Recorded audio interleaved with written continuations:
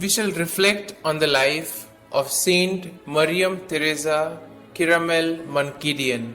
Born on the 26th of April 1876, Mariam hailed from a wealthy family in Kerala, but the ancestral family was impoverished as her grandfather was compelled to sell his property for marrying off his 7 daughters.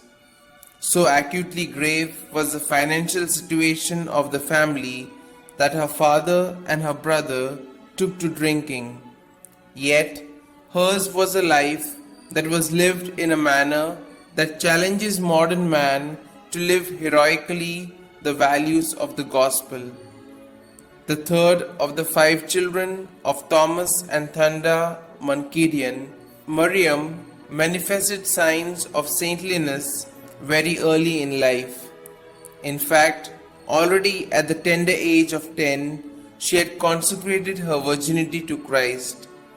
The untimely death of a God-fearing mother, a devout Christian, led her at the age of 12 on a long search for a choice of vocation, a search which prompted her to renounce home in favor of an eremitical way of life. Her zeal for the church drew her and 3 of her companions to frequently undertake the cleaning of the local church and decoration of the altar, while the poor, the sick, the lonely, the orphaned, and victims of leprosy and smallpox benefited much from her loving concern. Mariam had a special devotion to and an unfailing trust in the Holy Family, whom she saw often in visions and from whom she routinely sought and obtained guidance in her apostolate. She prayed much and fasted for the conversion of sinners. Besides being blessed with the gifts of prophecy and healing, an aura of light and sweet odor, Mariam also had the mystical gift of the stigmata, which she carefully kept hidden from public view. Her frequent ecstasies and levitations had her lifted cross-like high up on the wall in her room every Friday, as though to ascertain the depth of her zeal and dedication, the Lord led her through periods of torments by way of diabolical attacks, while she bravely fought temptations against faith and chastity.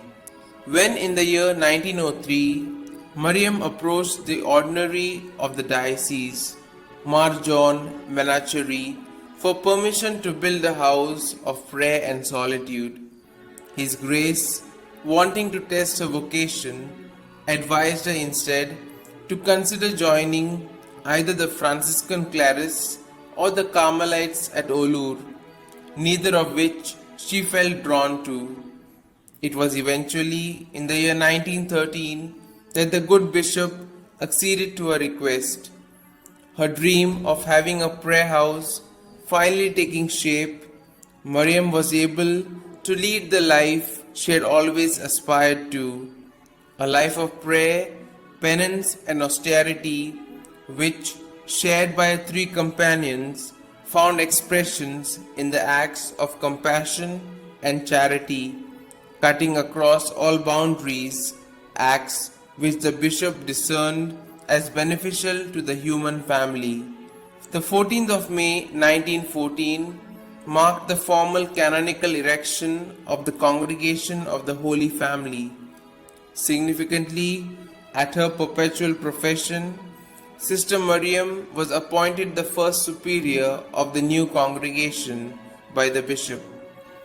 Having sustained a serious leg injury that refused to heal on account of severe diabetes, Mother Mariam went to eternal reward on the 8th of June 1926, leaving behind 3 convents, 2 schools, 2 hostels, an orphanage, and a band of 55 dedicated sisters to care on her apostolate of love and mercy.